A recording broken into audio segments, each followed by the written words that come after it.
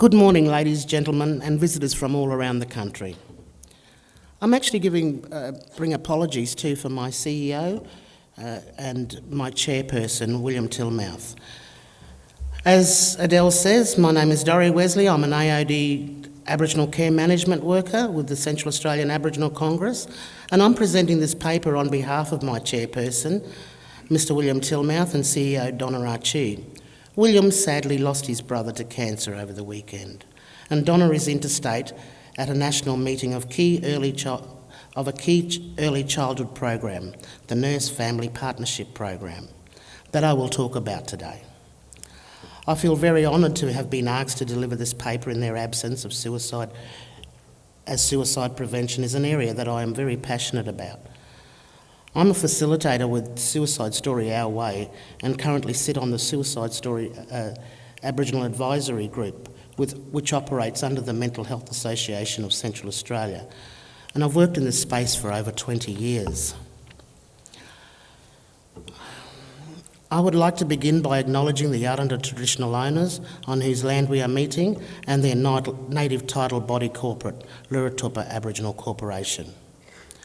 I would also like to thank the organisers for inviting Congress to speak to you here today on this important topic of suicide prevention.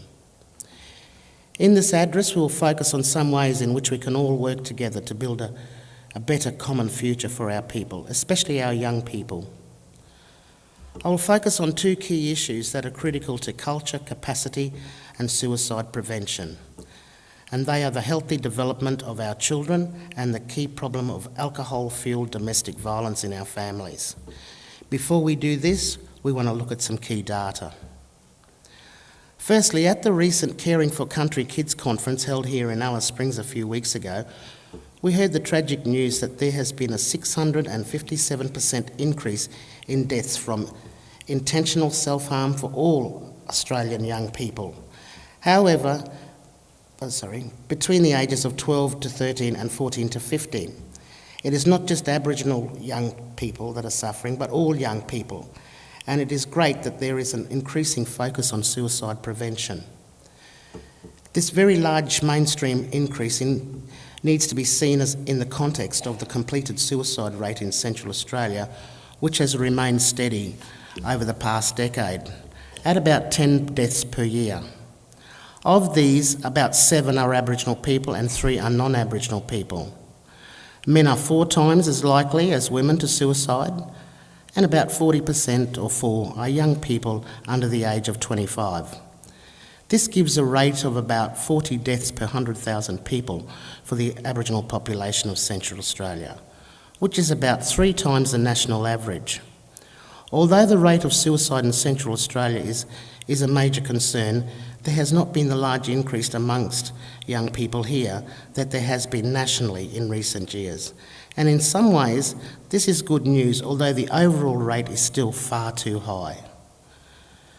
Congress is part of a research project with the Menzies School of Health Research that is following up on all Aboriginal people that present to ED or are hospitalised with self-harming behaviour, as there is a very clear evidence that there is a major risk factor for a subsequent completed suicide.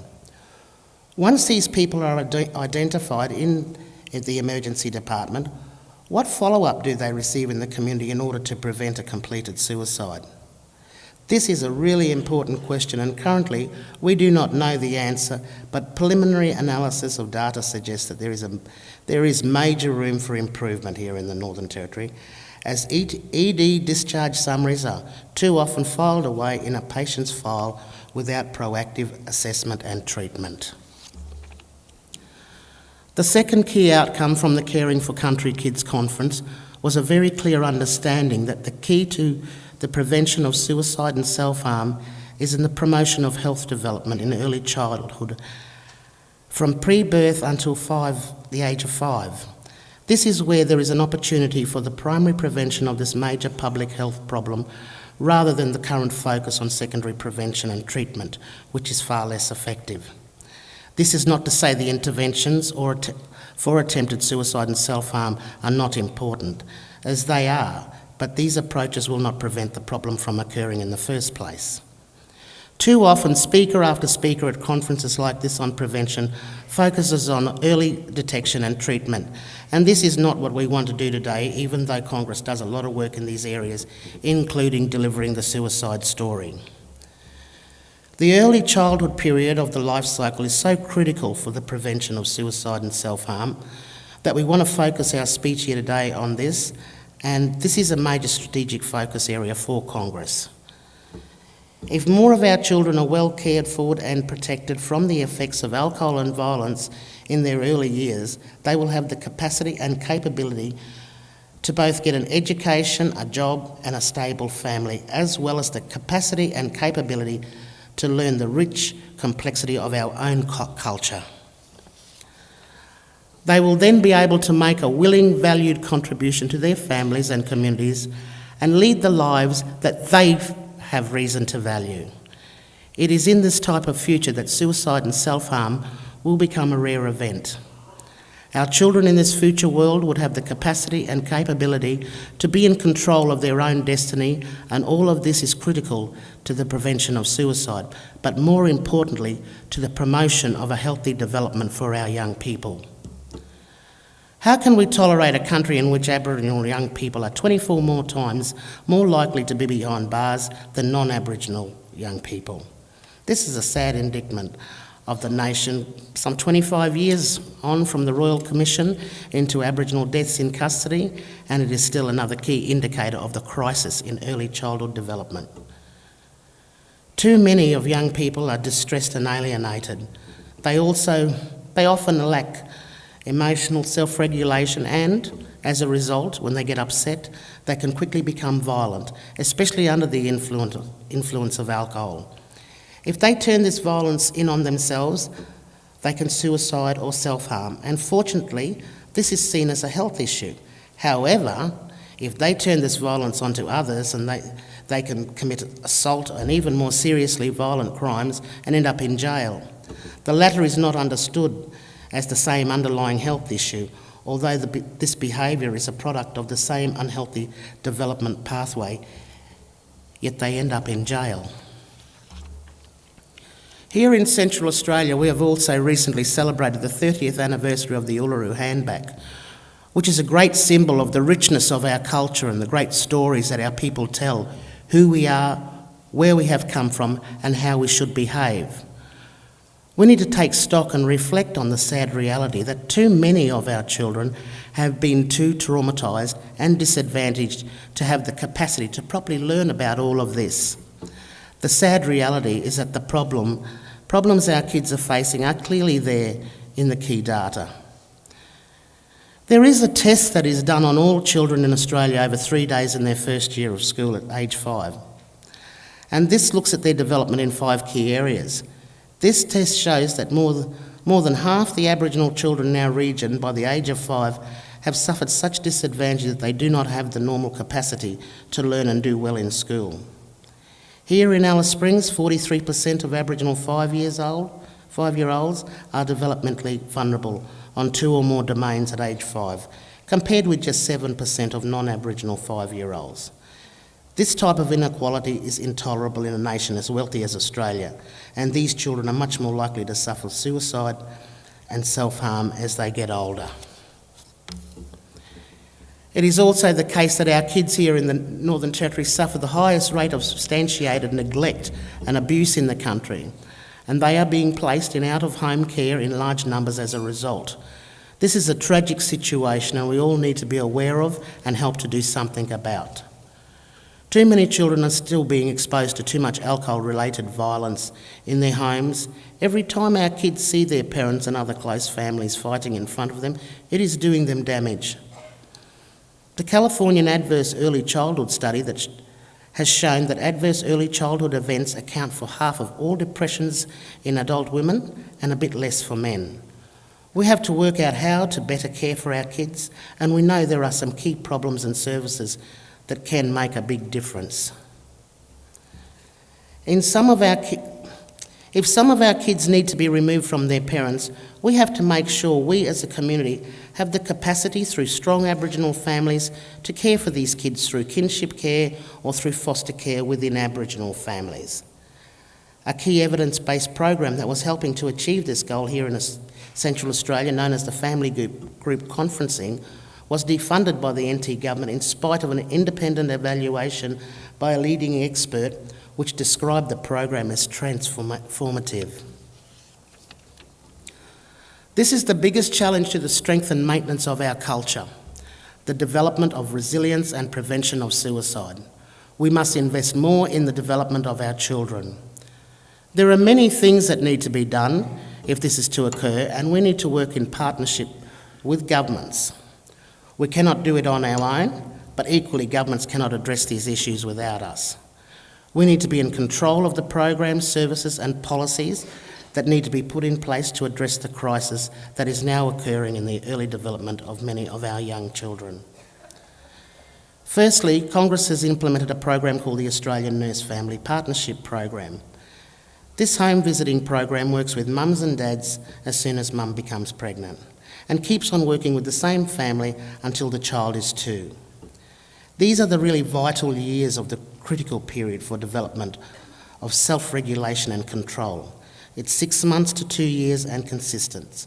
And consistent responsive care is the key, which is what this program supports. I really hope that all first-time mums especially will go on the program, but it is available to all women. Another key thing that Congress has been doing is implementing an intervention aimed at promoting better language and cognitive development in our childcare centre. Our childcare centre has a large number of children attending who have been removed from their parents and are in out-of-home care. These kids have been traumatised, and as a result their development is not what it could have been. We have recently found that with a 15-minute intervention every day for only 8 weeks in children under 3, most in out-of-home care, we can improve their language capability by 7 months.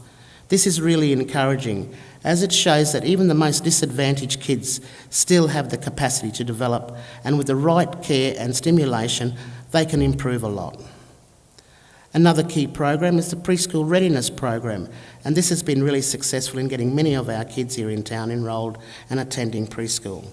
Preschool is not compulsory, but it is vital, especially for the more disadvantaged who attend preschool and don't just turn up to school at the age of 6 and expect everything will be okay. These early childhood programs are the key to the primary prevention of suicide and self-harm. As we get the early years right, our young people will have a strong identity, do well at school, find secure employment, and have control over their lives that they need to be able to lead the types of lives that they themselves have reason to value.